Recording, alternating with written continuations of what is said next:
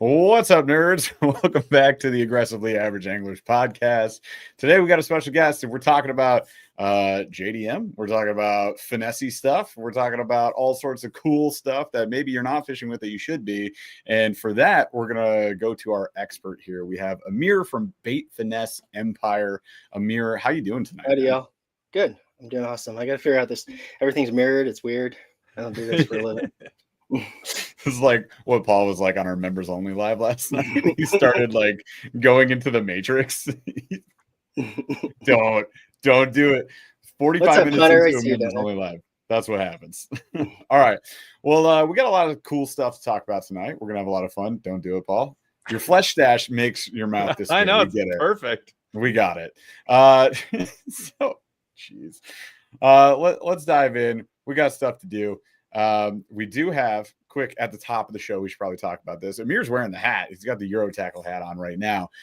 We do have new Euro Tackle rods. And Amir, you guys are dropping them on the site Friday, 2 days from now. Yeah, 8 a.m. Arizona time. Ooh, yep. And they look so fly. We got two. We're gonna unbox and show them on the channel here pretty soon. So you guys stay tuned for that video. Nice. And if you want to pick them up, you go to Bait Finesse Empire and you'll have Amir talking about that a little bit tonight, but they'll be dropping on Friday. So get ready because stuff sells out, bro. Like, don't miss out. You'll be sad. Very sad. Definitely will be. For $100, it's gonna be really hard to not buy one. That's the thing, man. $100 is bonkers. You're left with the dilemma of like you're gonna want both. Well, so you get both. There's the spinning setups too. That's the real problem. It's like you're like, oh, cool, BFS, and they're like, wait a minute. Yep. There's a spinning. There's and I think there's like 3 or maybe 4 of those ones. 4. Yeah, I think there's 4. There's some longer lengths, which will be cool for people that prefer that. But I like the BF. There's 2 Bait Finesse ones, and they're perfect lengths for me. So. Yeah, we are stoked about it. I can't wait till this ice gets the friggin' heck out of here so we can go fish with this stuff. That'll be awesome. We have, dude, like the last couple of months, all we've been doing is buying tackle, and it's my basement is in shambles. Like my office is a disaster of like yak attack gear, batteries, kayak stuff that needs to go on the kayaks, and like tons of JDM products that I want to be fishing with right now. So let's get to the point where we talk about that. Oh, hey. Look at that. We got 2 of these, you guys. I'm really excited about it. So we got I didn't even know I was getting one. So surprise from Newport. Thank you guys. Surprise. But we got the new low pro batteries and we're going to pop them onto the kayaks. I think we're going to be building Paul's kayak, his U10 this weekend, because we're sick of ice fishing and the internet doesn't like it either. So our last ice fishing video did like nothing. So we're like, cool. We're good. We're going to build stuff. You guys hate me too? I already hated myself. It's exactly what I needed in the middle of the winter. The only ice fishing video that ever did good for us was when Paul hacked his foot up with an auger. Listen, if you could just do that every ice fishing video, we would have. Who's paying the medical bills? Super chats. Who's paying for the emotional damage of everyone calling me a wuss? Members. All right. So last thing, speaking of members, March 11th, you guys, we're going to do another members only live. It's a Tuesday. It'll be 8:15 p.m. Eastern. And we do giveaways on those lives for our members. So if you're not a member, click join below. You can learn about it and decide if you want to do it. And we like to load up a ton of tackle and send it to our friends. We had a banger last night too. It was super fun. Nice. We did. It was awesome. All right. So let's get to the Q of the D and then we get to the meat of the show here. So Q of the D is, this came up on our members only live last night. It was mayhem. It was a battle. There was actual feuding happening. Very important question. Amir, we're going to lean on you for this. And then chat, we want to hear your response as well. The question is chili a soup or a stew? Or is it its own thing? It's its own thing, bro. That's what I'm saying. I say no fighting in the members only. It's 100% not a soup. I'll tell you. It's 100% not a soup. Hey, nope. It could be. I mean, like if you had to force it, you could call it a stew, but it's its own thing. I don't know about that. I have had chili that I would absolutely put in the soup category. Okay, white people, soup. That's what they do. They're like, you know what I'll do? I'll not add any ingredients that are good. And I'll just water it down. It'll be great. Yeah. No, that's soup. Instant soup, buddy. Not chili. Yeah, I mean, you got the top of the pyramid is just cake and Skittles, right? The bottom of the pyramid is bread. In the middle of the pyramid, somewhere, is a very small square that is just well, it's actually, what would that be? A rhombus? It's actually just chili. A quadrilateral is what it is, sir. All right, so I'm going with Amir. It's chili. It's its own thing. Yeah, it's got a label on it, so that comes off. Sorry, I'm interrupting everything, but this is amazing. Yeah, comes with the cables, charger, all that stuff. It's really, I cannot wait to like mess around with that thing. I haven't even unboxed it yet. I just like peeked and put it away. Yep, neat. All right, so chili. From chat, I hear a lot of not soups, so that's definitive. I saw what about stew though? I saw a bunch of stews. I saw a bunch of it's chili, and this absurd response from Hunter Fisher, who says it's an abomination, which is an incorrect answer and shots fired. What? Hunter, what are you talking about, man? I don't care how much you like JDM product. You're an American, and this is part of your culture. It's part of your DNA. You can't get away from this.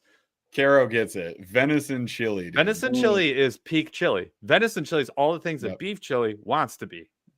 That's true. All right. Wow. All right. So I did not look at the poll, Chaz. I see that you commented that. So going to the poll, 76% say it's its own thing. Chili is chili, you silly gooses. And it's definitely not soup. The 10% said soup, 13% said stew. So there you go. The verdict is in. It was wild. Like, we weren't even talking about it really. And it just, our chat on the members only was just popping off on this thing. So, all right. It's settled, you guys. Chili is chili. Moving on. Let's get into the actual important part of the show. So, Amir, you're coming to us with your company, Bait Finesse Empire. And let's start off top of the show. What is Bait Finesse Empire? And I like the follow-up question that Paul added here. What isn't Bait Finesse Empire? I was like, I was more what we were going to talk about with Bait Finesse. I do want to start though with what bait. If you guys are, if rocks are the ceiling of your dwelling, then you may not know about this. But tell us a little bit about your company, Amir. I would also like to know how long you've been doing this. While you're at it. Okay. Bait Finesse Empire is I'll give you like the formal definition first, right? Bait Finesse Empire is an online tackle shop where you could purchase bait finesse equipment, meaning rods and reels, as well as compatible lures, lines, accessories for fishing, weights, all that kinds of stuff, and anything that would fall into the very broad definition of bait finesse, which is basically finesse fishing, or really more so lightweight fishing with bait casters. That's kind of the broader, more generally accepted definition, I suppose, of what bait finesse is, though we'll find out today that it's not actually what it is. So anyways, that's how light. Well, anyways, that's what Bait Finesse Empire is, right? It's a tackle shop where you could buy stuff for enjoying bait finesse fishing. Now, what is it like really beyond, the formal, textbook kind of definition? It's basically an online shop where I get to sell all the cool shit that I want to fish with. That's what it started as. I had no idea or ambition that at first that it would kind of end up as big as it is right now. It was really just a way for me to get more people into bait finesse style fishing in the USA, in my neighborhood, in this very, very small community that was bait finesse in the USA 4 years ago. When I started the shop, we officially went live 2020. Ooh. Yeah, 2020. The 2021 online timing. Yeah, 2021. Sorry, 2021. But yeah, it was a COVID project, you could say. Yeah. Right. I was sent home from work. I got to work from home for many. I think those guys are still working from home, chumps. Anyways, but I got sent home, and while I was working my online job, I was able to take what I had learned from there and turn it into an online shop. The idea from the shop came from, well, one, like I said, I really just wanted to get the tackle out there that I enjoyed using. It was very inaccessible in the USA at the time. As everyone in the chat and stream today knows, it's huge now in the USA. But it was very inaccessible at that time, 4 or 5 years ago. And the idea really came from a project that I had worked on the year prior in 2020, with Gary Dobbins in creating the Sierra Ultra Finesse series of rods, which were the first. They're not the first bait finesse rods that hit the U.S. market, but the first mainstream, big company, big name behind it, budget behind it, advertising behind it. For 2 years, it was the only one that you would get a recommendation for. That's what everybody would say. Yeah. Well, Tactical Bassin would say it, and then everybody else would say it, is what happened. And so I helped Gary with that project. Those rods released, and no one wanted to sell them. The tackle, like the big tackle shops, right? Yeah, you know who? Yeah. They said this is a no-go. With like Schmackle Mare. No one wants this shit. Who would say that? Not them. And so that idiots. So I bounced the idea off of Gary Dobbins. Turn Paul's camera off, Chess. I started my own tackle shop, and if and I kind of ran with the idea of like, look, if this pro angler was willing to take my advice on tackle and release a product with it that has very good chance of being successful, and he's willing to let me sell that product, then there's no reason why I shouldn't start this project. So I gathered up about $3,000 or $4,000, which included like a car title loan, and I busted open a closet and filled it up with tackle. And I worked out a drop shipping arrangement with Gary Dobbins, and we started a tackle shop online. I was not going to be able to do it without the assistance of the Bait Finesse community, which, like I said, at the time was a very small group of people. Like, honestly, it's like 20 people that I could name. You know what I mean? RAR being one, RAR being Jimmy, of course, being kind of the face of that at that time, and still to this day in a lot of ways. And so I connected with him beforehand. He gave me his blessing, and in the sense of like, yeah, man, I want to put this in front of people. Let's see what you could do with it. And we did it, and here we are. Yeah, you guys are crushing it, and we have spent many an hour on Bait Finesse Empire's website, and we've done a lot of videos on that. So before we go further, though, I saw a few things in chat that I want to call out. First of all, this is the big freaking scam is my favorite BFS acronym. We're gonna get into that, you guys. We're gonna get into that. Just hold tight. And also, I saw Dakota Sterlo still not sold. Why BFS over spinning? We're going to do that as well. I just want to make sure you feel heard here, Dakota. Don't you worry. We're going to get into it. And also one quick apology to Arthur Blanda. Every time you watch a live video, you buy stuff, you get yelled at by your wife. Welcome to our lives, my friend. Because you're going to get yelled at either way. Every single day. The only reason this channel exists is because Paul and I got sick of being yelled at, and we're like, look, it's a business expense. And now we don't get yelled at as loud. So there you go. Okay. I mean, a little bit. I would just a quick pitch. So I remember when BFS was starting to make its way around, and we started getting to the ultralight game, and people started asking to see more on Bait Finesse, and we were like, I don't know what you're talking about. BFE is where I ended up, because everything that I was looking for, because there was only like 2 or 3 setups that you could really get, like that people knew about. And so I was trying to learn more. And so as I was doing my research, that's actually when I stumbled across Bait Finesse Empire. I placed a bunch of orders. I bought a bunch of stuff, and I was like, every time that someone would be like, oh, you have to try this thing, the only place you could find it was Bait Finesse Empire. And I remember being like, the hell's going on? How did I not know about this site? Like, it's a retail. There's not a lot of fishing retailers out there. There's like 5, right? And I'm like, they literally have everything I'm looking for every time. Like, I remember the first time I took apart a BFS reel, I was like, I don't have the tools for this. I'm not equipped. What do I do? Like, I have stuff, but I do not have what I need. And I went on there, and it was like, oh, we have this, we have that, we have that. And I'm like, mother trucker, like, that's exactly what I was looking for. And then it would be like, oh, I want a really nice reel. I don't even know what a really nice reel is. I know who does. I would go to Bait Finesse Empire. Boom, done. Even the best example I can give to people, and this is why we're going to talk a lot about like other retailers, right? But what I love about what Bait Finesse Empire is like the amount of know-how that's in the background is insane. Like the amount of like, oh no, I know why these type of bearings instead of those type of bearings. I know why this spool versus that spool, et cetera, et cetera. Hover strolling. Didn't know what it was. I was late to the game. They knew everything about it already. I go on, and I knew what was going to happen. I went baitfinessempire.com, go to the search. All I did was type in hover strolling, and it was all the noise was gone. Plastics, all the noise hooks, of like these weights, plastics, they weren't even showing up. It was like 6 plastics, all the best ones, the hooks. all the stuff I didn't need was gone on the search. The ones I wanted were there. And I totally didn't know anything. And I just, this is what I want. Yeah. Oh, cool. Boop, boop, boop. Put it to the cart. Boom. And then like 3 days later, everything was sold out. It's awesome. Like you can't, it's really, truly, you can't do that at Tackle Warehouse. I've tried to do it. Well, here's the example. I've tried to do it. Here's how TW went for us, Paul. Is we remember when we searched for micro EWGs? Oh my God. We spent hours and hours.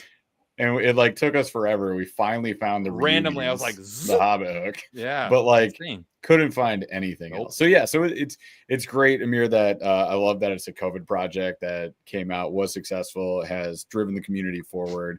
I think that's solid. And you guys do offer a lot that you really can't find domestically anywhere else. Like any other like websites, you're going to be digging around. That's really what I try and do best, right? Is try and get the stuff that other people don't have. Because I mean, like, let's be honest, at the end of the day, man, Tackle Warehouse, American Legacy Fishing, all these places, they have a lot of stuff. And then nowadays they have a lot of Bait Finesse stuff. Yep.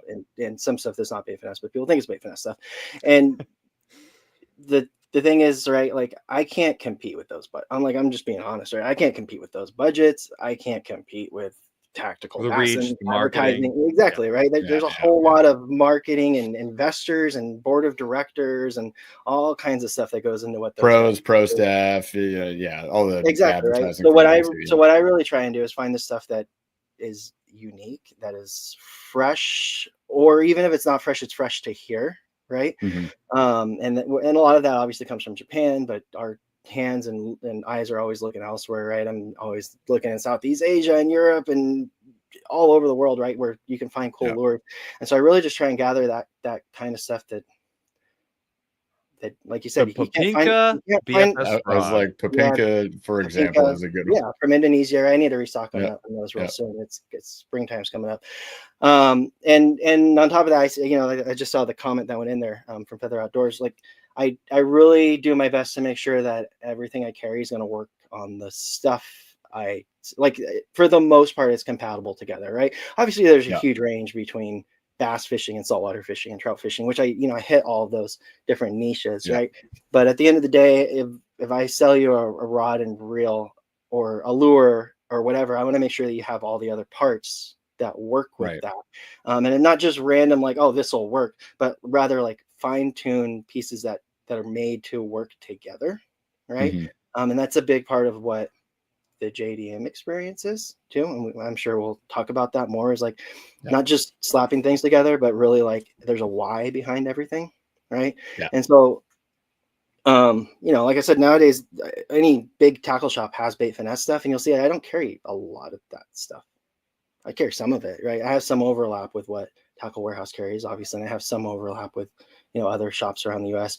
But sometimes the stuff is oversaturated, right? There's no reason for me to stock up on 80 Phoenix rods, for example, just throwing one out there that I don't carry, right?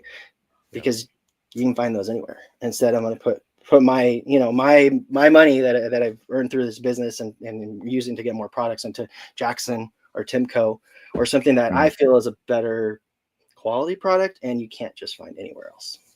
Yeah, you're not going to find it at all. It's a treasure hunt out there. But I like that you guys niched it down and that you're focusing on offering things that people have a tough time finding. But like before we go further, we should probably discuss Bait Finesse and why, because that's the question. A big one. I mean, that's a big one, and that's one like we could spend forever and 5 podcasts on. Right. But I mean, rest of the show right I'll here. Tell you right now, like most of the information out there, and this is not on any one person or entity, and this is if we're going to pass blame around on why Bait Finesse is what it is in the US market, I'm definitely, and Jimmy and you guys and everyone else who's ever talked about it and pushed it and sold it in the US is part of why it's so confusing and why people might think it's a scam. Calling it a scam is just kind of stupid, honestly, because it's a fishing tool. It's not a scam. That's the joke. That's scamming you into it. Right? That's the joke of it, right? But at the end of the day, it's why there might be so much hype about it. Why people are scared of it because of hype. I know people, if something's popular, you gotta hate it, right? Like that's what all the cool kids do. Anyways. Contrary AF all the time. Yeah. So go throw your big swim baits. No one's doing that. No one's doing that. But hey man, there's a lot of confusion around it. There's a lot of confusion around it in the market, in the US, in Europe, in Southeast Asia. And honestly, the only place that actually knows what it is Japan. And that's because they invented it and everything about it's in Japanese. And unless you speak Japanese and unless you purposefully go looking for those answers, you're not going to find them.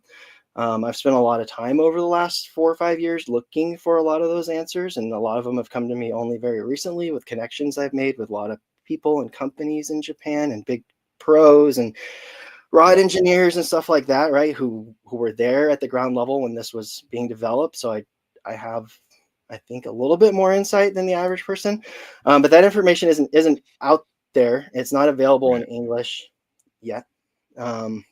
And I think let's start at kind of like one of the first things. If you go look up online, like what is bait finesse, the most straightforward answer you're going to find right now in English is it's like ultralight bait casting, which at this point in time, a good 15, 18 years after it officially was invented, you could say ultralight bait casting is a part of bait finesse. You can call it a niche of bait finesse, but that's not really what it is. And if you go to Japan and you walk into a tackle shop and say, I want a bait finesse rod, they're not going to hand you an ultralight casting rod. They're going to hand you a bait finesse rod, which is a specific technique and style that is used in Japan for specific things, right? So there's a lot of confusion around it. It's kind of the point of that spiel. And there's a lot of reasons for that confusion. And like I said, the biggest part is just because of the lack of information in English or even in any language that's not Japanese, basically, right? And so let's go back. If you look at one of the first things I learned about bait finesse, or at least the history of it, right, is kind of the big myth, and I'm going to just try to dispel that one right here, right now, is like, no one knows how it started. Some say it was the trout guys, and then the bass guys in Japan picked up on that. You see that all the time. Yeah. Like literally there's published books that's in English that say that. That's wild. It's not true. Like it started magically. You just didn't do your research, right? Yeah. You'll hear from a lot of people like, oh, no one knows. It was the trout guys, then it went over to the bass guys, or it was the bass guys, and then it went over to the trout guys. And the fact is, people have been trying to cast light stuff on casting reels since the day the casting reel was invented. People have been trying to cast heavy stuff on it since the day it was invented, right? That's just how people are, right? You push your gear to the extreme.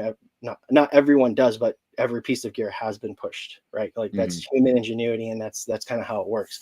But so there was always this kind of emerging class of lighter casting stuff that was happening in the background, but it was never big.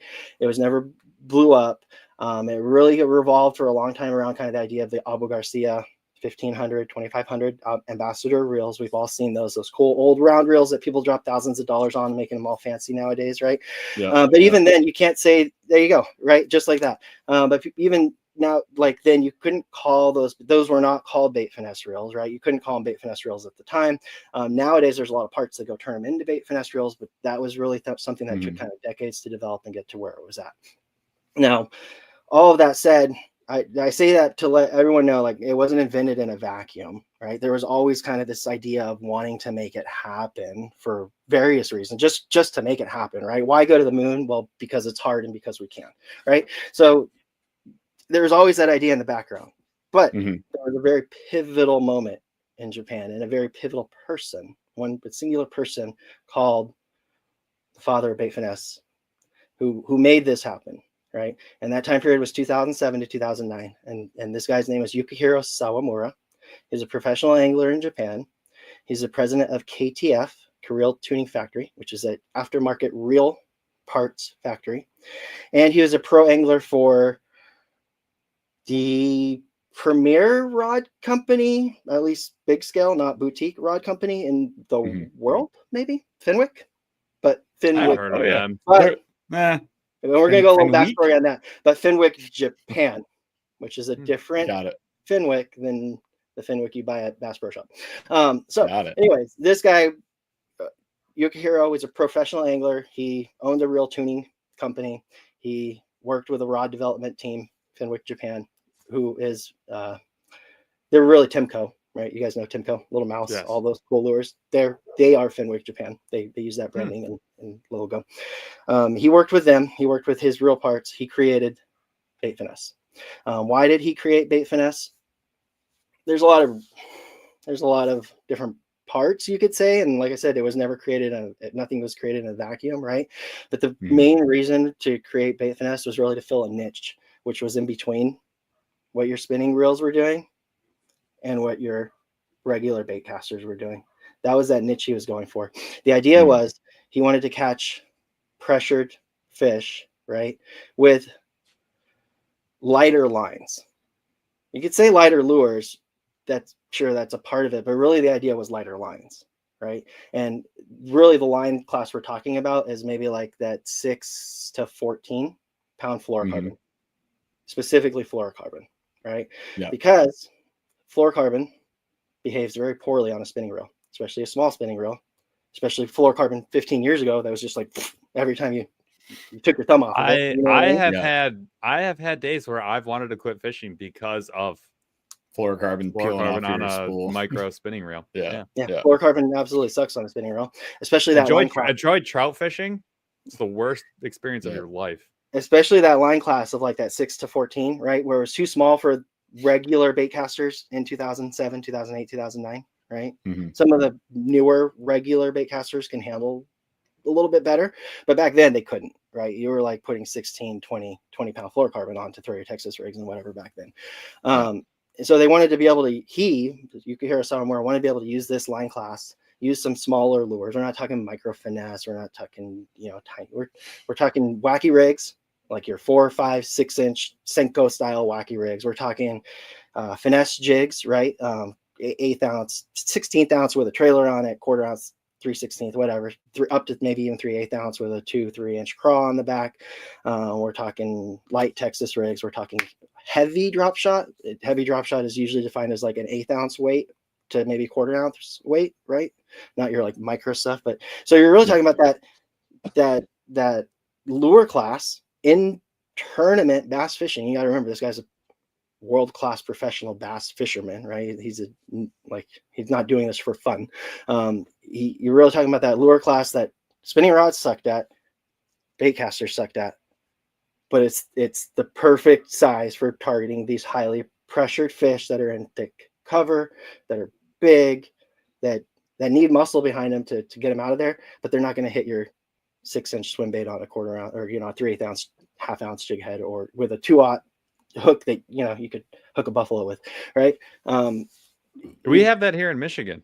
No, like that. Michigan is not Japan, not the same water, but we fish a lot. It's the same scenario. And that's I would say we end up at a similar answer. I've never fished in Michigan or Minnesota or Wisconsin or any of that part of the country, right? But when I see pictures of your guys' water, when I see on the map where you guys are in line, I mean, your fish look a lot like and live in a lot of the same type of waters as Japan, right?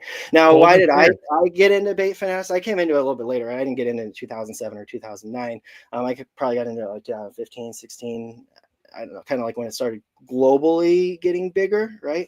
And I am primarily an urban angler, right? Like I live in Phoenix, one of the biggest cities in the country, and it's a hot, dry desert, and there's not a lot of good waters nearby, but there's a canal system and there's city ponds, right? We have like hundreds and maybe thousands of miles of canal running through our city. Yeah. And so Bait Finesse worked really well for that, right? Like targeting urban fish in waters that are constantly changing, because they're man-made canals and ponds, and the water's fishing pressures are high, not just from the amount of people fishing them. Like I said, 5th biggest city in the country, millions and millions of people fishing in the desert. But these waters are always changing too. They're muddy one day, they're clear the next day, they're cold, they're hot, because they're moving through the city, moving this water around to put in people's houses and golf courses and whatever, right? So that style of that fishing really just kind of worked to my advantage, and that's how I got into it. And it just kind of became a passion from there. You guys, I mean, everyone here that's watching knows how it is when you get into some kind of fishing thing, especially when you're like the only ones doing it in the state. Oh, and yeah. 20 other people in the country doing it. And then all of a sudden it just becomes this like obsession. Right. And like I said, to circle it back to the beginning, I guess it's like one day I was a big Dobbins fans, right? I learned about Dobbins from Tactical Bassing. That's like the brand I got into when I first started bass fishing. And, I had an ugly stick. I won a local tournament fishing urban ponds on a drop shot on an ugly stick. Man, that friggin' rod sucked. I went and bought a Dobbins Fury. And like from then on, it was like game over. I was obsessed with Dobbins at that point, and I learned about it from Tactical Bassing. And I was on all the Dobbins groups, right? Like the Facebook groups and whatever. And at the time, it was very much a family-owned company ran by one dude, Gary Dobbins. And somehow, some way, you could say, bumped into him online. We had the conversation about Bait Finesse. He said, let's do it. And that circles it back to kind of where we were. It's crazy, man. So, to go back to answer your question, though, right? Like, what is Bait Finesse? So I just told you, like, what Bait Finesse started as, what it was for, right? Yeah. It was a very highly effective technique in Japan. This guy, Yukihiro Sawamura, developed it. He created the name. He created the style. He created the first ever Bait Finesse rod, like official. Yeah, sure, there was light casting rods before this, but this was Bait Finesse, right? It was made for Bait Finesse for tournament style bass fishing. The Fenwick Golden Wing, it was called. Nice. Shatters history. But so he developed this rod. He started he was getting reels. He's not a reel manufacturer, right? Obviously that's a hundreds of $1 million project probably to get into if you're going to manufacture yourself. But he started getting reels from Daiwa and started getting reels from Abu, Japan. And he would deck them out and he would drop spools in them and bearings and all that stuff. He did very specific things. We could talk about in a little bit if you want, like what makes the reel, right? But he did specific things with those reels. So he started selling those reels through his online shop. He started releasing rods, starting with the one I showed you guys through Timco, first on like their online shop. He started fishing pretty much exclusively Bait Finesse. Like maybe he would have like 3 Bait Finesse and like 2 spinning rods in his tournaments from like 2009 to 2012 or so. And he started winning a lot. I don't know if he, won the first place grand prize or whatever, but I know he had at least like a second place win. He had like some lake records for like 12-pound, 13-pound bass on Bait Finesse tackle. So by the time it rolled around in Japan to like 2011, that's when 2011 was in Japan is today in the US, right? Where it's just like, boom, hype, everybody, Bait Finesse, Bait Finesse. That year was called the Bait Finesse Revolution in Japan. And that's like when every company started getting into it. Obviously, like I said, it started with Timco Fenwick, then Jackson got into it, Megabass got into it. 2012 is when the big guys, Daiwa and Shimano, got into it. 2012 is when Shimano came out with their trademarked term, BFS. Right. So that is a marketing term that is owned by Shimano, BFS. It is called Bait Finesse. The guy who invented it calls it Bait Finesse, right? The system part was developed and added by Shimano. And it just kind of rolled from there. By the time it got around to like 2015, 2016, it started getting global, where a lot of like Asian companies, in China and Southeast Asia, started developing products. Shimano, Daiwa, the big companies that are global, started developing rods for Europe and for other parts of Asia too, in the Bait Finesse style.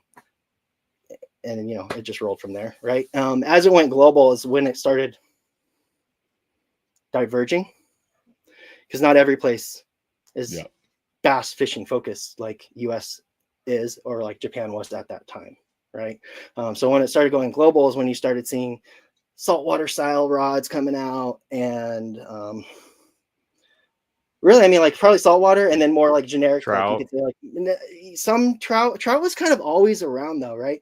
Like the reels, the Bait Finesse reels that this guy developed and the technology he put into them, that obviously hit the trout market very hard, right? And it was perfect for it. But did start in bass and then went to trout. I'll just clarify that right there. But the trout always had like the whippy rods and the Abus with, you can get some aftermarket spools and stuff for them. The tech wasn't quite there at the time. And really trout fishing in Japan is never, still to this day, to my knowledge, is not ultra light. It's more like jerk baits and crankbaits and spoons. And unless you're going area style, which is like big stocked ponds, but that's mostly like 99% 99.9% spinning still. Like that is a spinning rod world. I bring a lot of that over when I can find it because I love it and doing it on Bait Finesse. But even in Japan, that's very much a spinning rod world. You know what I mean? And it makes sense because like you hit a point of diminishing returns when it comes to that ultralight casting on a Bait Finesse reel, right? It's a point where like you can only make the spool so small. And yes, you can cast 0.5 gram or 1/4 gram or whatever, but there's easier ways to do it, right? Why? Why? Use the right tool for the job. And the right tool for a lot of that in between is going to be a bait caster because it gives you a lot of advantages. I mean, I can go over all the advantages. It sounded like some people wanted to hear it, but I think I would say like let's hit that because I think well, first of all, first of all, before you go further, because there's some things I need to catch up on in chat. Yeah, sorry. I got an input dump, guys, and I start talking, and I got my Mai Tai, but we're gonna have fun. I love it, dude. It was a history lesson that I actually was extremely interested in, and hopefully I'm pretty sure a lot of people here are too. So it is that was very useful information. You know what bums me out, just to like throw it out there, is like I'm like really happy that I'm gonna get to be one of the guys that like brings this information to you and to the US. Yeah. But it's like, why are there multi-billion-dollar companies out there selling you all this stuff? They're selling you this stuff, like, but they don't know. They couldn't tell you. They couldn't literally tell you any of this. What I just told you. Why did a giant company based out of a country / continent that I won't name create a Bait Finesse reel that is not good and is very expensive? That's the question. Yeah, so 100%, man. But I do appreciate that you're sharing that with everybody, and like more people need to do that because again, it just comes back to people are like, wow, it's just marketing. Like, but in reality, it's not. Like, you don't have to like it, so but you can't be like it's just marketing. There's more to it than that. Here's one thing I can tell you from like being in the Japanese market, not in the Japanese market, but learning a lot about it, right? And especially in the last 4 years, right? Yes, there is a lot of marketing. Everything has a term, right? Even nowadays, we're seeing within Bait Finesse, like Shimano just invented freestyle Bait Finesse, right? That's like a new type of Bait Finesse within Bait Finesse, right? And there's PE Bait Finesse, and there's Power Bait Finesse, and there's like, and this is all marketing, right? These marketing companies create this, but at the end of the day, if you really know the Japanese market, nothing is created without reason there, right? Like the reason why there is a Power Bait Finesse reel is because someone who's very friggin' serious about what they do found the need for a Power Bait Finesse reel, right? Yeah. You may not have the need for it. I don't know. Not like that's up to you to decide. And that's okay. Like, nothing over there is created. Like really nothing that I've ran across. Nothing's created for no reason, right? Like there's always a very specific goal and something they're trying to accomplish. And by naming it and by categorizing it, you can make sure that you get the optimal tool for it, right? Like sure, there's a Power Bait Finesse reel and a PE Bait Finesse reel and a freestyle. Like, oh, I just want a Bait Finesse reel. Well, really, like if you want to get the best out of what you're doing, get the one that's like catered to what you're doing, right? Are you throwing a trout lure? Are you throwing a bass lure? Are you throwing braid? Are you throwing fluorocarbon? Like if you can answer all those questions, you can find the exact thing that you want over there. They get really specific versus, hey, everybody get a 7.3 medium heavy and you just need any old bait caster. Yeah, 100%. Real quick before we dive deeper on this subject, because I missed this a little bit earlier, but we did have 5 gift subs dropped from Crispy. Nice. So I wanted to shout out Crispy. Cheers to you, my friend. Thank you so much for supporting the channel and bringing on 5 new members who will be here on our Members Only Live. We'll see you March 11th. That'll be great. But we got Budget Bass Fishing, Van NACL. That's Van parentheses _ NACL parentheses. Dan McIntosh, Angel Navarro, and Scratching with Blaine. So welcome aboard. Appreciate you guys very much. So yeah, let's get back at it. I think actually, hang on. We had a new member, Ricky Fishing, from like 2 o'clock today. Like, which was wild because we obviously were not live. But Ricky, welcome. Now we there was a question, a really good one actually, and it's tangential, but I don't want to forget it. Wolf of Walmart asked, why are most Bait Finesse reels in 8-speed? Okay, ooh, I like that question. Yeah, so actually, I like that one too because I get to go back and talk about Yukihiro Sawamura again. So when he was inventing the Bait Finesse reel, the modern Bait Finesse reel in in that, late 2000s time period, 2007, 2009. One of the things he did that made Bait Finesse reels what they are today is he increased the gear size, all right, to get faster or decreased. I don't know. He sped up the ratio basically, right? Anyone who has an older reel, anything like maybe 2015, it's more than likely like a 6-speed, right? Yeah. Maybe a 5, maybe like a 6-speed was fast. It might be a 5-speed, right? You go older than that, they get even slower, right? Right. And so when you all of a sudden are shrinking down the spool, every handle turn is less line being spun around, right? So in order to compensate for that and make your small spool and small reel work at the same actual inches per turn, that's the only thing that actually matters, right? Gear ratios that is a scam. It is a marketing joke. The inches per turn is what actually matters. So to get your little tiny Bait Finesse reel to go at the same, 27, 28, 29 inches per turn, that's what kind of the modern speeds that reels are. You need it to be 8-speed versus a bigger reel. It could be a low 7, or it could be a 6, right? If you have a saltwater reel that spools this big, it'll be a 3-speed, and it will still pick up the same amount of line as your little tiny 8-speed or 9-speed or whatever. So hopefully that answers that. Hopefully that makes sense. The other part of like why, like, okay, yeah, sure, you want it to pick up the same amount of line, but why is that important? It's especially important for the trout guys, right? So as we went on and became more popular in trout, right? Like I said, Sarmore did it just to make sure he was going the same speed as his regular reels would, right? But as these reels started going mainstream, as they started developing trout reels and smaller, the trout fishing, especially in Japan, especially when using Bait Finesse style tactics, is done with in streams and rivers or the waters.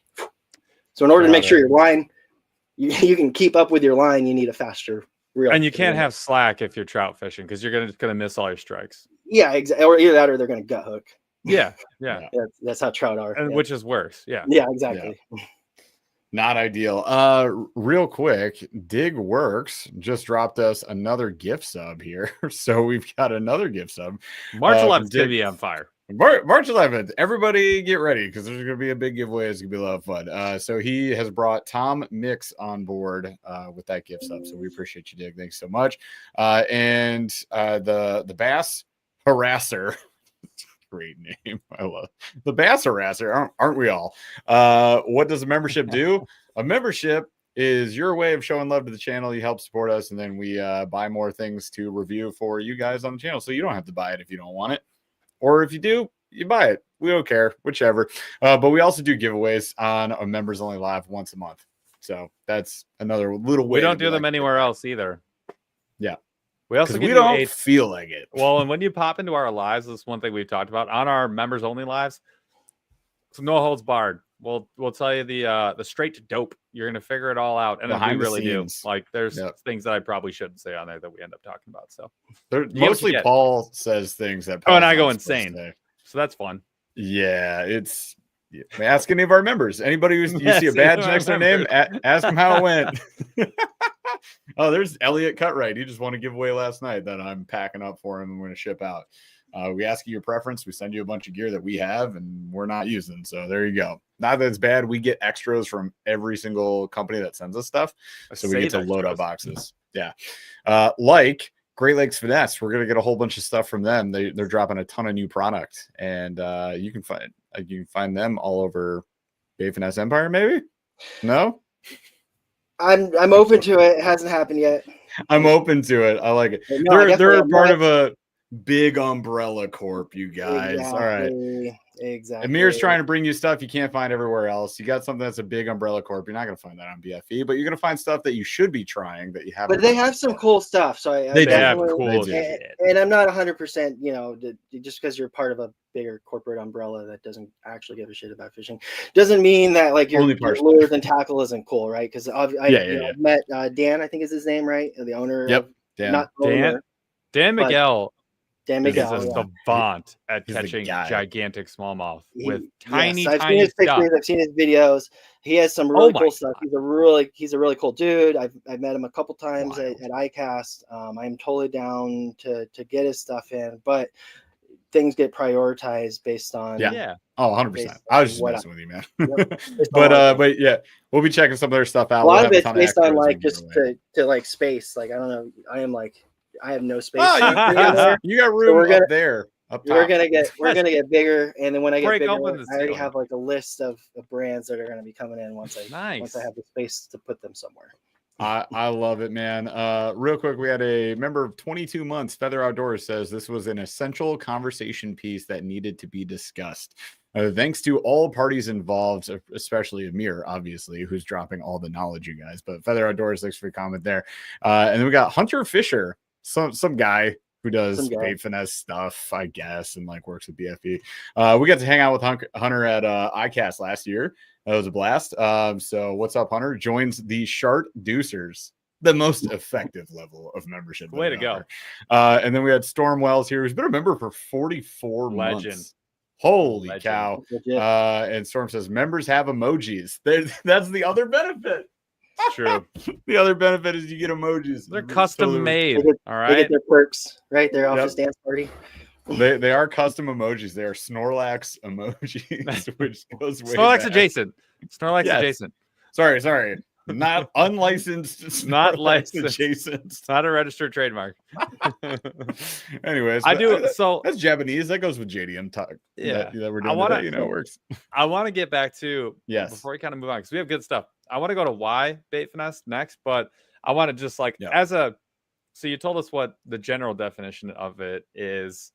And we talk about this on our videos a lot when we talk about Bait Finesse. Is like a lot of people will be like, well, I think a lot of people in the US think of it as just that very narrow definition, which is like only throwing small stuff. Like that's the goal, is to throw small stuff, which is not. And they think catch small fish is what they immediately think too, and that's part of the problem. I think you're limited to catching small fish for sure. Yeah. So if you were going to assume somebody actually knows enough to know what you're talking about, right? That's always not often exactly factual in reality. But assuming you're talking to somebody who's like generally well educated, is willing to listen to words and decipher their meaning, and you were going to say, "Hey, this is what I think Bait Finesse is," to Amir, the proprietor of Bait Finesse Empire. Well, how would you describe Bait Finesse today?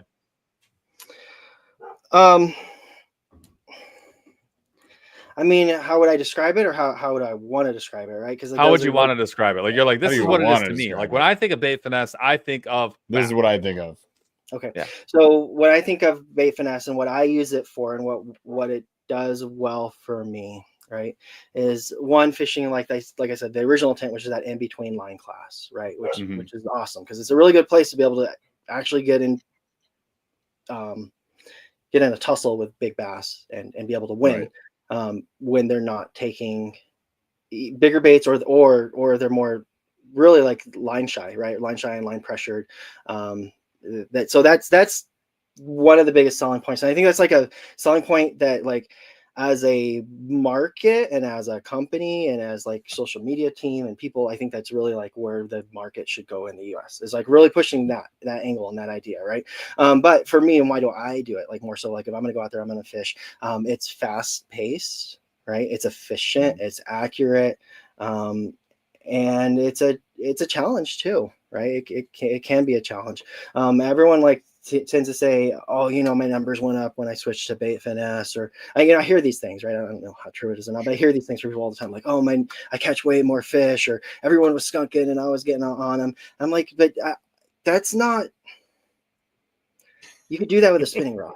Like that's not the reason you switch to Bait Finesse, right? Like putting that small lure out there. Like, so really like at the end of the day, what you want to talk about, like if you want to show the advantage of it is you could say, hey man, I went to the stream today and I got more fish because I was able to make 150 casts instead of 100. Exactly. Because I was using a reel that I didn't have to mess with the bail on. Right. Or I was able to catch 3 extra fish because I was able to use my thumb to stop the lure and put it in that pool and not overshoot it into the bushes by grabbing the line and then having to flip the bail and then eat up the slack with a 6-speed. And and I know, like, I'm not looking at the chat. I don't know what anyone's saying there, but I in the back of my head, someone's saying, "Oh, I could do that with a spinning." It's like, You can, sure. Go ahead, man. You're Dale Earnhardt. Like, go for it, bro. But most normal people are bound by the laws of physics, and typically, and those cool people use casters. That's what I hear.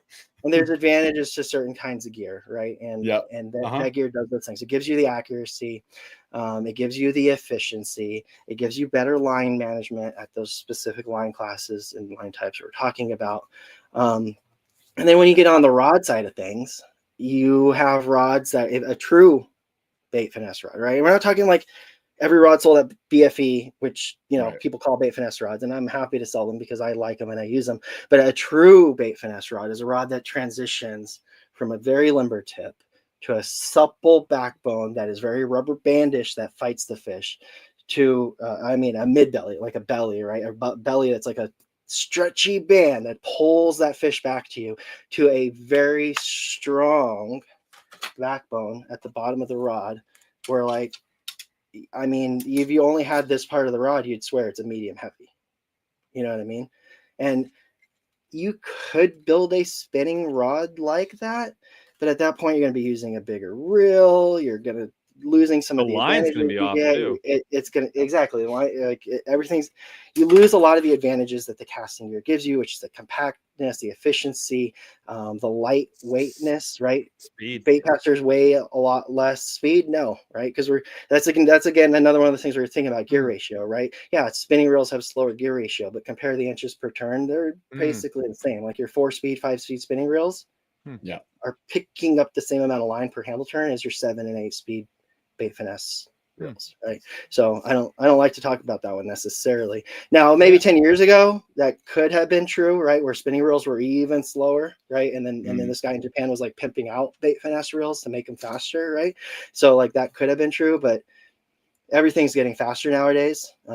So I mean, maybe speed's a part of it if you're holding spinning reel A and bait caster B, like sure, but it's not always you can't always compare that, right? It's not like a big enough difference for people to be like, Well, and I think the point being, like, the speed is not indicative of how much line you're pulling in per turn. The gear ratio, the gear ratio is not indicative. The gear ratio is one part of a formula, right? Gear ratio, spool size. Not the same system that we're comparing. Those two things together is what you actually want to know, right? So people, you can't. This gear ratio doesn't mean anything without the spool size. So you can't compare two reels to each other if you don't know what the spool sizes is on both. Yep. And that goes across, spool or reel types as well, spinning to casting and vice versa. I think that's where a lot of people. But I mean, at the end of the day, like the concept of bait finesse, right, and why this guy invented it and why he used it in the tournament style fishing and did very successful with it, and why it blew up in Japan, is because he was able to create a style of fishing that was more efficient, was faster paced, more aggressive. You're able to use bigger lures than a lot of the spinning stuff, but you're also able to use the small lures that the spinning stuff uses. You're able to use line classes that the spinning stuff was not good at doing, and so that's why bait finesse from like the bigger picture, right? For me, like I said, it's just very efficient in that I go out there, it's fast paced, it's aggressive. That's how I like to fish, right? I used to do a lot of like bait fishing, right? Like when I was first getting into fishing, I would throw corn or I would throw power bait or whatever, right? Then I got into like soft bait fishing, which I still do, obviously, right? But I'll be, dragging Texas rigs or whatever. But really, like my preferred way to go out there is to go out there and make as many casts as I can nowadays, right? And to fish fast. And a bait caster is better at that, right? If a bait caster wasn't better at that, the pros that fish for a living that don't get to feed their kids if they don't catch fish would not be using bait casters because they make big spinning reels, right? You can, and out in the big ocean where you don't need to be accurate and you don't need to be fast and you're just out there trolling or throwing big, they use giant ass spinning reels, right? Because those have their advantages too. So it's not I favor bait casters or I favor. Sure, some people do, and by all means go with what you favor. But at the end of the day, like, the tools are made to do specific things, and they're very good at those things. And yes, you can be versatile and you can make things work, right? I've seen someone go out there with a medium heavy and throw small stuff or whatever. You can force things, you can make things work. But if you want to be as efficient and as dialed in and the best you can be, you're going to get the tackle that's the best at that. Yeah, it's No, you go. I'm kidding. I was just gonna call out DeBurley in a minute, but it's you're hitting a lot of the argument points that we hear in our comments literally constantly, and like I know that you hear it. I know Rar hears it. I know Hunter Fisher hears it. Here's one thing you guys had a guest. I'm not gonna mention names. So you guys had a guest on someone I work with and I'm very respectful of, and I think he does a lot of good things for the industry, and I love his company and what he's doing. But he answered some questions about Bait Finesse that I didn't like the answers to. Right? He said why. You guys asked why, and he said fun. Like, whatever, man. Fishing's fun. Throwing a frog is fun.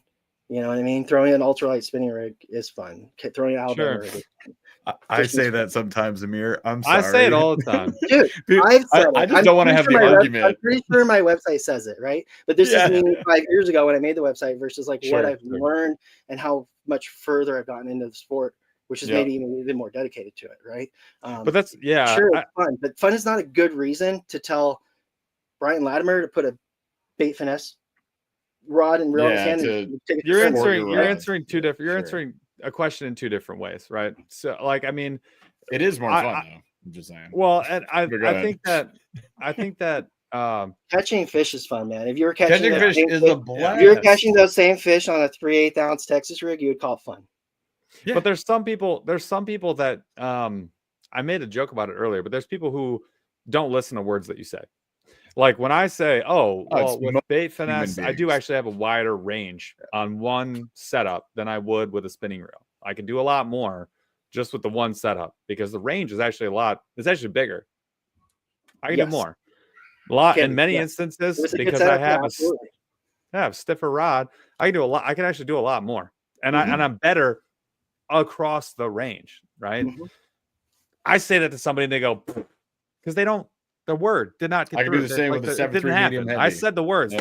They went that way. Their face was this way. Like it didn't happen. They started the conversation without intending to hear. That's what I'm saying. So that's like the majority of the comments. You can't convince them. They're not good at listening. It's not even worth your time. But if I come at it and I say, if I can make the case to say it's fun to tinker around with, you haven't done it.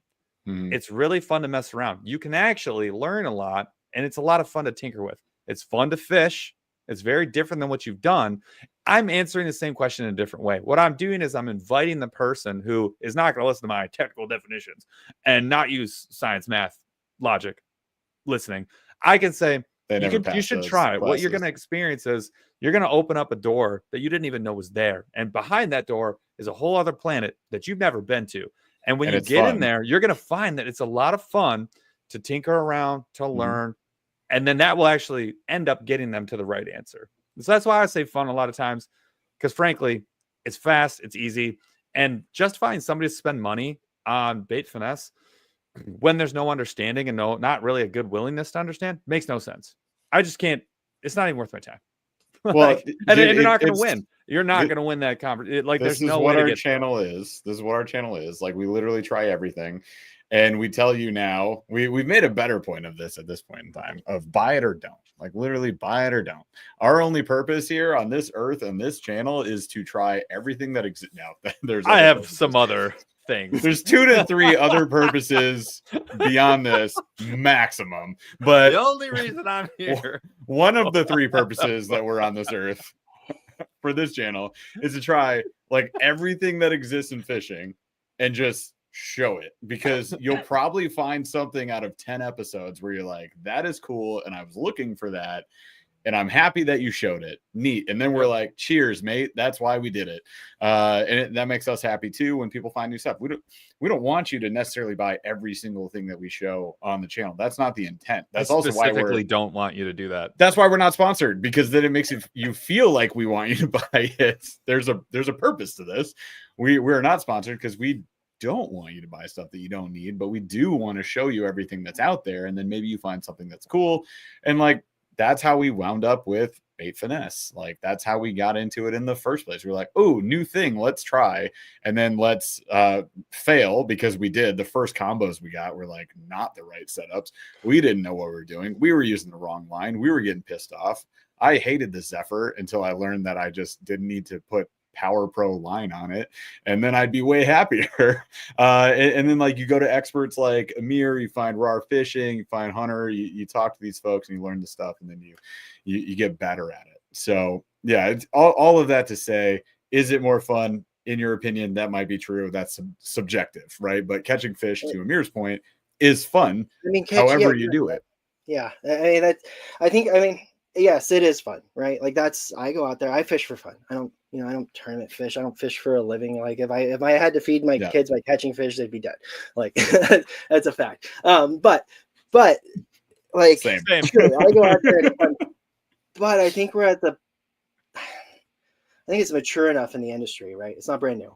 It's not. It's like it's been around. It's 4 years now, right? Like Jimmy's put it in the hands of Mike Iaconelli, right? I've seen Latimer talking about it. The Tactical Bassin guys are talking about it, right? A lot of big companies are getting into it, and I think it's just really like from a market and from a bigger picture standpoint, we need to move past it's fun.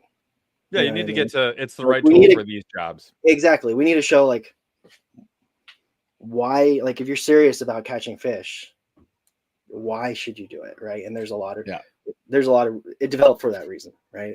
It developed because it was not the project of this professional bass fisherman for decades, and then hundreds of millions and maybe billions of dollars from like major JDM companies pouring into research and development because it's fun.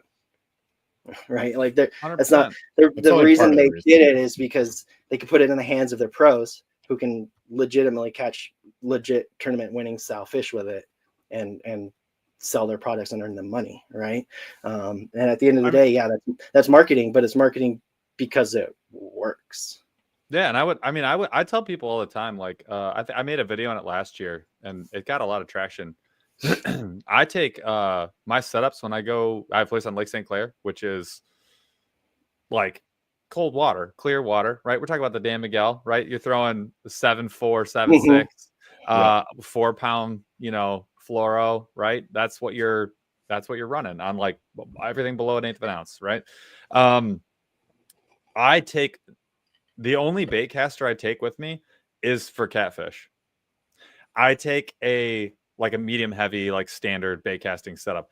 I take a light. I take the Arc Viper, like the little cheapo Arc Viper. And it's a medium and it is light. It's a light action. But it has that sturdy backbone for when I know I can throw a bigger crankbait. I can throw top water on it. I can do a lot of bottom contact with it at light weights, like pretty light weights. And I use, dirty word, Cast King, still love it.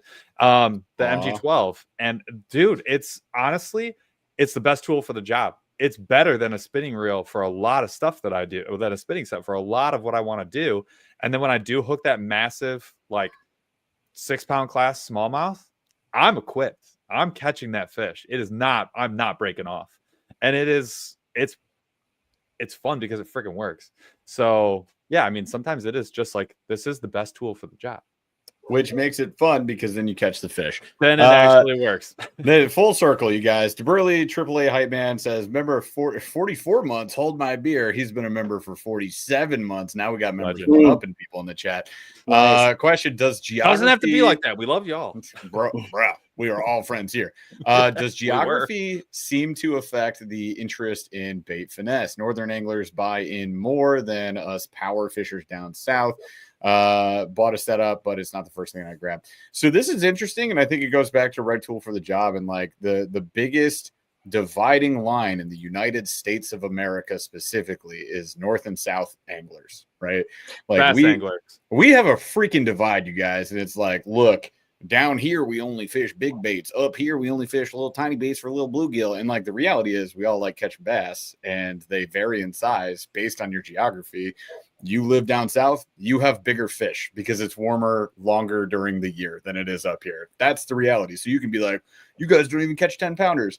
They don't really make them up here, you guys. We'll catch 5s every couple of months. If we're lucky, we'll catch a 5, right? Like, it's just not the reality. You got to go to very specific spots or farm ponds or something to find those. But bait finesse works down south too, Amir, right? Like, yeah. I mean, I fished it in Florida plenty. I fished it in Puerto Rico. Like, how far south are you talking, right? Like, so, all the way. Did you go to Antarctica yet? I haven't heard you say shit about that. Further south. So, here's the thing, right? Like, I don't know how that question's being asked in the sense of like, what's the thought behind it? Are you talking about the size of fish? Because if you're talking about the size of fish, no, like Bait Finesse can catch any size bass. It's more like a Florida angler is not grabbing Bait Finesse as much as a northern angler. But he's asking, like, could you be successful, or does geography play a role in that? Like, you really should just be flipping punch rigs. I mean, I have an answer to that question, right? Sure. It is geography, but it's not geography. It's not your north-south geography. It's your local geography. Sure. Right. You can go to Florida and you can go, into a street, and on one side of the street is the Everglades, where you can't do anything but punch, and across the street there's an urban pond where you can throw a drop shot all day long. Right. Sure. So is it a north-south thing? No, absolutely not. It's a use the right line and bait for the situation. For that's in front I think this is where you raise the other your hand. thing is, if you're a finesse angler in Florida, because there's a lot of them, and you're probably using a spinning setup, because the majority of people are, then I think a Bait Finesse would be actually way more advantageous for that person, because now all of a sudden you can bump up your line class. You can still throw your small lures. You have more backbone down low on a properly built Bait Finesse rod. You have instant torque. You can do all kinds of cool stuff with that setup that you would have a harder time doing on the spinning setup. So is it a geographical thing? It's the geography of your backyard. If that's what you're talking about geography wise, like whatever's around you, right? You decide like, you're not going to punch a mat with no mat fluorocarbon, right? I mean, you could try. You're going to have a bad day. Yeah, exactly. Well, I think people that mat can easily exist in Florida as it could in Michigan, as it does in Arizona, as it does in Northern California. Sure. You know what I mean? So it's not geography in that sense. And I think a lot of people sold to every single state, including Alaska and Hawaii. So they're Alaska and Hawaii, y'all. There's literally I know for a fact that every single state in the U.S. has someone fishing Bait Finesse. Well, and I think people too, they just think of Bait Finesse. It's going to be different, just like your flipping rig is going to be different. Your flipping rig in Michigan is going to be 1/2 ounce. Your flipping rig in Florida is going to be 1 ounce. And it's different because you got different. Not necessarily, right? Because again, you can go to the urban pond, or you can go to the canal where you don't need it. Think about that bass fisherman. I'm just thinking about bass fishermen in general, because I'm trying to answer the guy in the tournament boat. Then maybe, And so they think in broad geographical terms is the problem with bass fishing. What I'm getting at is Bait Finesse. There's not a line where you're under 1/8 of an ounce. Now you're at Bait Finesse. Before that, you were not. Bait Finesse. You were not. Right? That's not true. Yeah. No, it's not true at all. It's not true. And so that's why a Bait Finesse setup in Florida is not going to look like a Bait Finesse setup in Michigan. I'm huge generality, but just like the question was asked, right? So you could be doing Bait Finesse, but you might be at that somewhere under 1/4 ounce. But maybe you're doing a hover rig, right? And but you're doing Bait Finesse, or you're doing it at a larger profile to attract that larger fish. It's still Bait Finesse. Saltwater fishermen are doing this, and it doesn't look like what I'm using at the Michigan Clearwater pond, right? Right tool, right job, and weight range. Here's another divide in the fishing industry, right? So Lieutenant Pickles hates bait casters. Great name. And that's great. First of all, great name. Second of all, totally fine. Like, and that is a perfectly good reason not to pick up a bait caster. Like, if you just don't want to, like, you can't say that it's not a good tool. You can just say that you don't like it, because they obviously do work, are efficient, are effective, and like, watch any tournament. I mean, 100%. If you don't like using bait casters, why would you? Please don't. Why would you use bait? Use what you want to use. What you want to use. But and not to take anything away from that guy's fishing, because his fishing is his fishing. He probably enjoys it. He's probably very good at it. He probably outfish me, but he's probably not a tournament fisherman, like on a big, $80,000 boat trying to catch a big bass to try and win a tournament. It would be tough to. I would assume that based on the fact that he doesn't like using bait casters, right? Because that is the tool that those guys use. 100%. So DeBurley pops back in to clarify. I have a Bait Finesse setup because I hate fairy ones, and I love that this is the term that we're all using now for spinning setups. There's nothing wrong with spinning setups, you guys. And do like to put down my 12-inch worm or glide every once in a while. We know you fish big bass. We get it. Follow-up, does the species matter? Smallmouth, largemouth, spotted bass on what seems to be or seems to eat Bait Finesse lures or setups more often or more. Unless that species can discern what kind of reel you're using. Excuse me, sir. Is that a bait finesse system? Because quick question. Get out of here. And here's the thing, and this is where I'm trying, because I know what he's asking. Yeah. In a way where I'm trying to show you guys, we got to change that narrative, right? We got to change that, right? What species eats smaller baits more? Is that what he's asking? Like, which can you catch more on small baits using bait finesse or spinning or a fly rod or tied off on the end of your hand and you throw it in there and it's a small bait and more likely to eat it? I don't know, man. I don't fish for smallmouth in spots. From pictures I've seen, I'd assume smallmouth just because they're in clearer water where they're more pressured and more picky. Not because of being smallmouth, though. There are guys out there. Go. There's a whole corner of the internet, and all that they do is catch massive smallmouth on giant glides, and they smack the hell out of them, dude. Yeah. It's not species. Not to mention river smallmouth, who are smacking the hell out of them. Dude. Well, here's the thing: giant jigs. I mean, I think you can catch any of those species on any size lure presented at the right time and the right place, in the right way, in the right way, and with the right, line and the right with the right BFS gear that you can buy. Just kidding.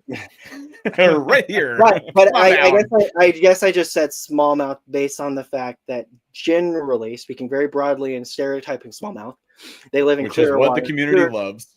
Clearer, colder water, right? Like in general, spots like we don't have them in Arizona, but I think they're a southern thing, right? Like they're in like Georgia and Florida. Southern chains. Right? Yeah, largemouth we got all over Arizona. I know we have smallmouth in northern Arizona, like up in the high lakes, you know what I mean? But I don't fish those personally. Largemouth tend to, well, I mean, they're going to live in whatever water they're put in. That's the fact. But in general, they tend to be in warmer, muddier water with thicker weeds and thicker stuff. So you might be able to catch more smallmouth more easily using bait finesse style gear for small lures. But at the end of the day, like Paul said, put the right bait in front of them at the right time with the right presentation. They're good. I've caught carp, I've caught catfish, I've caught trout. Like a fish I think that we put a little bit too much thought into like what a fish is going to eat sometimes. Because they're not exactly like very high on the intelligence scale of animals on this planet. You know, they're pretty smart. You need some good smallmouth that lives next to my break wall. that smallmouth has been learning for years. That guy he grew 6 brain cells and he knows how to discern your lures. He's like, oh, is that Paul? Nah. Next. Oh man. All right. Well, we're hitting up against 9:30 here. So I'd say we hit maybe one more hot topic that you want. I got the one. I know the one. So let's do one more. We did a JDM. Digitaka. What else did we do? We did the Digitaka thing. First of all, Amir, we tried to order through Asian Portal only because we were peer pressured by our commenters, but we can't because they don't ship to Michigan. So that was interesting to find out. That's weird. Yeah, very weird. They wouldn't ship to us. It was wild. So we had a cart lined up. Regardless, Paul's saying we went to Digitaka. We placed an order. Paul, continue. Well, and I know Amir was like, he has to message me during the show, and he was like, I have thoughts. Now, why you do this thing? We've held off on doing this for for a lot of reasons that we've talked about in the past 4 years. But Amir, when someone comes to our chat and says, because they do, I can get that same reel, for $3 in pocket lint, plus shipping, right? On whatever JDM site that's shipping directly to the US. What feelings do you get? what thoughts and emotions run through your dome? Well, I mean, I don't know, man. There's a lot of things that got one. It's a little frustrating because they don't play by the rules, right? Be clear though, like what? In what way? No, I will. But on the other hand, it's also more frustrating. I kind of want to just establish this first, right? Like it's actually a little bit more frustrating. I'm more frustrated with maybe the U.S. market, meaning like the U.S. companies and the U.S. shops, maybe even myself, right? For this situation, in a sense, right? So here's the thing, right? I have never once seen or heard another shop, especially the big JDM ones, ever talk about Digitaka or Asia Portal or any of the hundreds of places where you eBay sometimes even, right, where you can just go buy it direct from Japan, right? And I really wonder like why that is, right? Are they scared to mention it? like, because now all of a sudden you know that it exists and you're going to buy your shit there instead. Yeah. But like Google, like they're on Google. Like, so what do you? Yeah. Are you gonna pretend they don't exist? Like I'm kind of over that. You know what I mean? Like personally. So instead, like I think really like as an industry, as you know, content creators that believe in it, right? Not like I don't want to pressure or push anybody to think or do any way. You buy your shit wherever you want to buy it at. Ultimately, that's what a free market should be. But like as an industry, I think there's certain points that should be talked about in the industry that are not. And I think there are very important points that a lot of people, I would assume like 99% of the people in here don't know, right? And they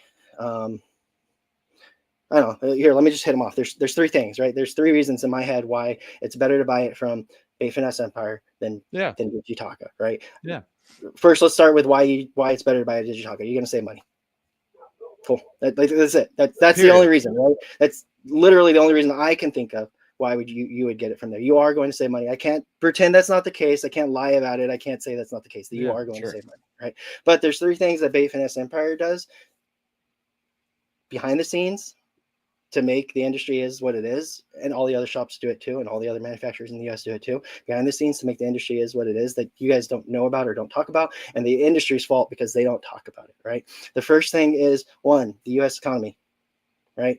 Like, our economy is shitty right now. That's not the fault of the fishing industry, right? But all those products coming in a proper economy are supposed to be properly taxed. When you buy a reel from Digitaka, it is supposed to be taxed when it comes in. It's supposed to be taxed when it's used. There's all kinds of layers of taxes, right, that Digitaka avoids by selling direct to you, right? Those things impact. That also pays for things that we enjoy, federal land, as a country, water. Right? Yes. What those are called are import customs and then tariffs, right? There's customs and tariffs. They're the same thing, but there are multiple layers of them. Every product that comes into the US has a customs amount, right? In fishing world, that's the only world I know, it ranges from like 5 to 12%. Right. If I buy a lure from China and I bring it over here, I'm paying, or not China, but Japan or wherever, right? And I bring it over here, I am paying a set amount of money that goes into the U.S. economy, goes to ICE, right? Customs enforcement, basically, right? And that is what they use to make sure that drugs are not coming in the country, to secure the borders, all that, all those political talking points, right? Whatever. That is like literally money for our country that the U.S.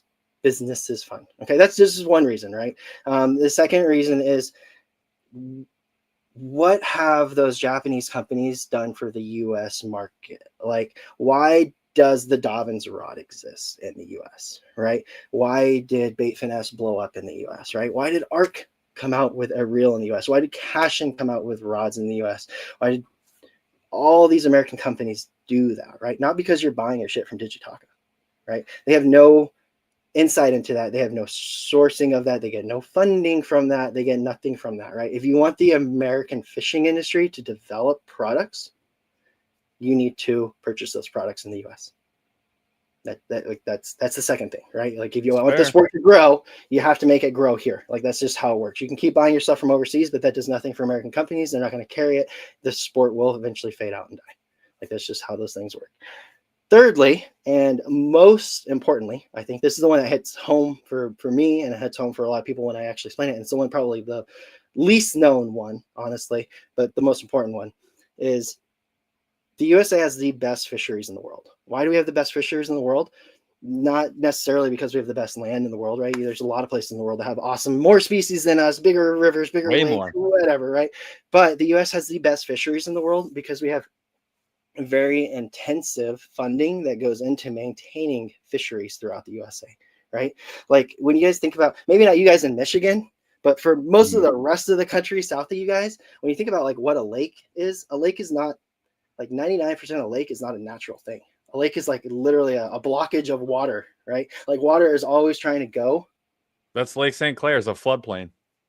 Water is always trying to move down, right? Go to the ocean. Like, that's what the water is always trying to do. So when you have all these lakes around the country, like, those have to be maintained. They literally have to pay to work to keep those lakes established. They have to pay to stock those lakes. They have to pay to clean those lakes, to manage the fisheries across the whole country and across all the territories, Puerto Rico, whatever, right? All of that requires funding, right? Where does that funding come from?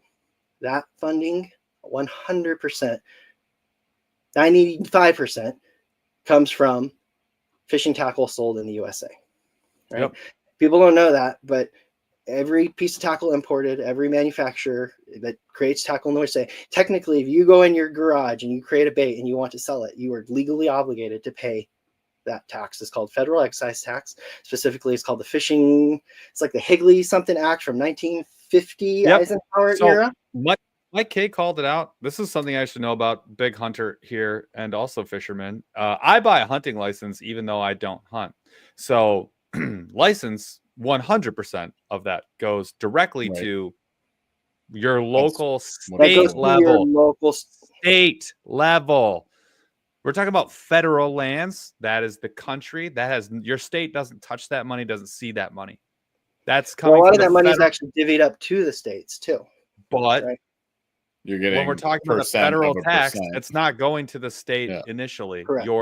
Your license is the state. That is state land, federal land, two totally separate P&Ls, buckets of money, however you want to think about that. The only reason that we have what we have in the U.S. and that the rest of the world doesn't have, because the rest of the world is private, 100% almost, 100%. If you want to fish or hunt anywhere else in the country and the world, you have to go pay someone to take you. You can't go. In the U.S., anybody can go for free. That is why fishing is like a fun hobby that like everyone starts with. That doesn't happen in the rest of the world. It's an elitist thing for the most of the rest of the world. It's a very expensive hobby to get into, like golf. That is not the case in the United States. And the reason is we dangled the carrot in front of ourselves. Like, oh, you want to hunt and fish all the time? You want to make it cool and cheap and fun? You got to pay for it. We said, all right, what I'll do is I'll buy the tag that lets me go. Every time that if you buy a rifle, some of that money goes towards conservation. And that also includes things like maintaining public parks, public spaces, everything from bird watching. People who don't pay for those things, the hunters and anglers fund all of that. Literally all of it. We do. When you buy fishing stuff, hunting boots and clothes and all that, money for every single one of your purchases, those taxes go for that explicitly. Problem is when states, like a lot of Western states, they sell their state land to private people to make money in the short term. They gave away that land. That's why a lot of federal lands, because of import money and stuff like that, more of that land exists as a percentage than it did in the past. The most important thing, we fund all of that. 100%. Like the 100% of the U.S. conservation of fishing and hunting is funded by anglers. The vast majority of that comes from the purchase of product, meaning like the guns, the arrows, the fishing tackle, right? The fishing licenses that we pay for every year, that, like Paul said, that goes to the local level, right? They obviously, that's important. They use that, but there's no that $36 I think I pay for in Arizona per year. There's like no way that me and the 700 other thousand people or whatever in the state that do it could actually keep fish in this desert to fish year round. Land buybacks, do you know how many states do land buybacks? And federal lands do buyback land too. That all comes from you buying stuff from the U.S. So, and then, and I see the comments already like, oh, why should we pay for it? Don't because no one else will. Don't pay for it. If you don't, no one else will. No, you don't have to. Like, just go see. Just don't. Yep. Don't. Just see don't. Why, let our country be like all the others. Like, but the rest of us, it'll be private and it'll be something you can't afford to do. So the one thing I will say that sucks is that right? hikers don't fund that. That pisses me off. Still. Like if you buy like fees, right, that's about it. Dude, they're not even but they reap all the benefits of like hunters. That really still just that's fair. No, that's fair. I didn't think about that. I'm not a hiker. So look, end of the day, buy it or don't. This can get as heated as y'all want. I'm not here to argue or fight with people. I offer the products that I like. I offer them for the best prices that I can offer. People are still gonna go to you, man. If you don't, buy it wherever you want. But at the end of the day, like if you're holding a $400 JDM reel you bought from Digitaka, ask yourself why there's no fucking fish in your pond. Like it's true though. Hey man, I just bought a scorpion. I'm sorry. It is true, and I get it. It sucks to spend more money. I get it, right? But I mean, here's the other side of it, right? Like And this is maybe something other business owners and other tackle shops never would want to say. I don't know, right? I can't speak for other people, but why do you need 30 reels, right? Like, don't spend that good money, put it in that one or two things. Like, yeah, it's going to cost you more up front. Yeah, you could have maybe got it a little bit cheaper somewhere else, but like invest in yourself and the quality and in your waters and in your equipment. Don't be excessive in what you get, right? Like, get what you need and do the best you can with it. I know that we like kind of maybe at the beginning started talking about like JD, like the idea was JDM, but I think I wanted to point out, like, a lot of people like say, why is JDM better? Why? And like, they don't know the answer. The JDM is better not because JDM companies or designers or fishing pros are better, right? Like, we have some of the best bass anglers and most funded companies in the world. We could build whatever we wanted, right? A lot of the JDM stuff is better because their consumer demands it to be better. That's at the end of the day, like, that's all there is to it, right? Like, you might go buy 3 Abu Black Maxes, but that kid in Japan, he's going to save for a year and he's going to go buy an Aldebaran.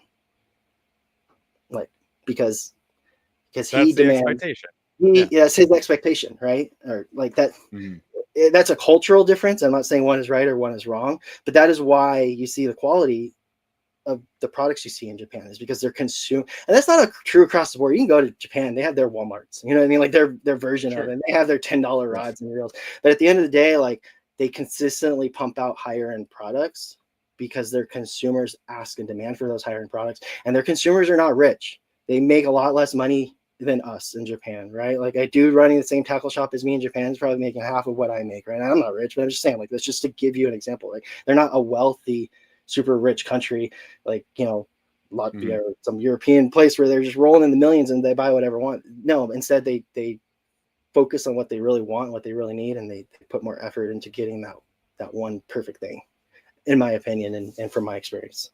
And look, some people are calling out there's some JDM stuff that you just can't get here, so you have to go direct. You're not wrong. I can't argue that. 100%, for sure. Yeah. No, 1000%. If you want that thing and that's the only place to get it, get it, right? Yeah, if you want that thing and you can't afford to get it in the US, and But Amir's hitting that. Amir's hitting that point is that our expectation, because we don't know as much about Bait Finesse, because we didn't invent it, it's not ours, and our consumer doesn't know what to ask for or what to expect from a company. That's right now, because it's so new for us still, it's still on us. When Abu Garcia makes a Bait Finesse reel that's not a Bait Finesse reel, and we pay a shitload of money for it, because it's like $500, $200 to $500 for this, that's on us. That's on us. Because we are telling them, you can make garbage and upcharge for it. I'll buy it, and with a smile on my face. How often do we say vote with your dollars? Like, at the end of the day, vote with your dollars. Do what you want. It's fine. And like, if you can support small business, we shouldn't have to give you 1,000 reasons to do that. Just do it. I gave you the 3 that I think are important to me. Right? Economy, and that's great. Everyone cares about the U.S. economy. Like, you don't want to live in a shitty country. Like, that's a fact. You live here, you probably want it to be good, I would say. Yeah. 2, like, if you want the industry in the US to continue to grow, like if you want Bait Finesse specifically to continue to grow in the USA, I don't know anyone out in front of people pushing it more than me and Jimmy and Hunter and you guys and this crew right here, right? So if you want it to continue to grow, if you want us to continue to have influence in the industry and to get those things brought here and companies to take it seriously, then we need support to do it. That too. They'll see, like, oh, people are willing. I'm watching Bait Finesse Empire. This has happened. This is why you can find it at Tackle Warehouse now, because retailers are saying, oh, Bait Finesse Empire, where'd that come from? Oh, they're only selling high-end Japanese stuff. People must want high-end Japanese stuff. They're willing to pay for this. I'm going to get high-end Japanese stuff, and I'm going to offer it to you because I want you to buy it from me. And so that's how, like, people think there's like this nefariousness going on. It is way simple. It's so much simpler than that. It's that I see you spending your money. What are you spending your money on? That I'll go get that, my version of it. And I'm going to market it. I'm going to get in front of as many people as possible and hope for the same outcome. That's it. That's the whole thing. Yeah. It's not that deep. 100%. And I'm not going to continue this argument after this because it's almost 10 o'clock. So we're going to dip out. But Blind Eye, the money, it's where the money filters through that matters. Yeah, no, you're right. Like, Yes, if you're buying a Japanese reel or a Chinese reel, yes, the company in Japan or China that made that reel is getting paid, right? Yep. They made it. They should get paid. 100%. They made it. They get paid. Yes. Yes. But if you get it through U.S. channels, right, that have properly imported money it, goes through the U.S. that goes back into your fisheries, that goes back into your economy, right? If you can't afford that, then I get it. Get it wherever you can get. Well, and the U.S. could decide to not tax. The U.S. could decide to not tariff, right? That's legit. The flip side of it is, if the U.S. starts to do that, tariffs, I would argue, are useless. Shouldn't be doing that anyways. But when it's explicitly to depress another market, that's not what we do. Well, it's us acknowledging that we lost and we're not cool with it. So I don't like that. But I will say, when it comes to taxing, you are giving a lot up. We're talking about that goes back to the supporting federal lands. So when you want to go fishing with the reel you just bought, you have a place to go, and you don't have to pay a bunch of money to go. You have a road to get there on. You have a road to get there. You have parking to get there. If you have an electric vehicle, you have a place to plug that in. You have a trash can there. Someone manicured the property. There are fish there. There are actually fish in the lake. And I mean, Paul's right. Like, that doesn't exist in other countries. That's not to say there's not good places to fish in other countries, but a lot of them are privatized, where some rich dude owns it, and guess what? You're paying him to fish there, right? And so, and it's an elitist thing. Nice Other countries, that's an elitist thing. It's not an everyman thing. Yep. So it's nice to be in a place where we have those kinds of opportunities to have managed fisheries. So at the end of the day, look, we could have a whole other podcast on this. All my Temu fans out there, guess what? You're getting tariffed now. So no, don't anymore, because you're getting a 25% upcharge now. So enjoy that. And I just want to make it clear, right? Like, all those bills, like, people were freaking out about that they got hit with, like, we have been paying those. You know what I mean? Like, it doesn't go away when a business is doing it, right? Like, so every Surinoya reel that we've sold, every Surinoya rod that we've sold, every JDM reel we've sold, literally a portion of that has gone back into your fisheries. Like, literally. Like, that's just how it works. We have to. We're legally bound to, guys. Let's just keep supporting that. All right. End of the day, we could do a whole nother podcast, and we're not doing that right now. So last thing we're going to do here is, Amir, just quick shout out. Where can people find you? Who should they be following that's supporting Bait Finesse and Bait Finesse Empire? I mean, you just Google Bait Finesse, you'll find me. It's really that simple. BaitFinesseEmpire.com. Obviously, the only social media I really kind of keep up on is the Instagram at Bait Finesse Empire. I think everything I do on there automatically goes to Facebook, so you might be able to find some stuff there.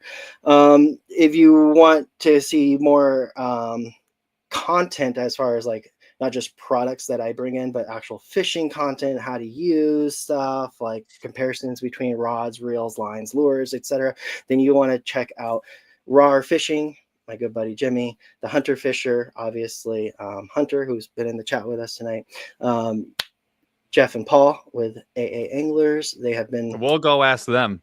Yeah, we'll ask them, and then we'll tell you. You guys have been awesome. You found me, which I was really surprised and cool. Like, it was cool to see that you guys found me and reached out to me, which I think a lot of shops we try to do the other way around, right? Like, or at least a lot of other social media stuff. But yeah, I mean, that's the main shebang right there. There's a lot of Bait Finesse stuff you can find on. There's Facebook groups, there's Reddit groups, all that stuff. But a lot of it gets convoluted, man. And a lot of it is people talking out of their bums, and they're talking from personal experience, which is not a bad thing, but anecdotal evidence is anecdotal evidence. And at the end of the day, this worked for me. Yeah, exactly. Right. Like, you can listen to that stuff. It's cool. But at the end of the day, there's a very technical aspect to that. Anyone who's ever emailed me asking for, like, a rod recommendation knows that I send back a nice paragraph or two. Like, I get too deep into it sometimes. But if you want to get technical, if you want to get down in the nitty gritty, if you want to make that, like, perfectly balanced combo for that perfect technique you're trying to do, then reach out to me. Like, just email me, Amir at Bait Finesse Empire, and we can talk. Love it. So there you go, you guys. Make sure that you follow all those channels that Amir was talking about. Go check them out. Reach out. You'll get educated. We did somewhat, and we've learned some things, and we'll try to continue learning some things. We got a lot of stuff we're testing out this year, tons of JDM products. We did do the Digitaka order. The order is in, and yes, we also did do the Temu order. So we are the good guys and the bad guys. But we did the thing, and we're unboxing them. Temu video drops on Monday. Digitaka drop probably in a week and a half. But stay tuned for that, and you'll see what we got. It's pretty insane, some of the gear that we picked up. And we just did the microglides order, which part of that came from Bait Finesse Empire. So we will be testing those out as soon as the ice melts. Thank you guys so much for hanging out with us tonight. Thanks to Amir for being an excellent guest and dropping the knowledge bombs today. We appreciate you, man. And we will catch you guys next Wednesday, and our members March 11th. Talked about it a bunch today. A bunch of new members. So we'll see you guys March 11th. All right. Chaz, take us out of here.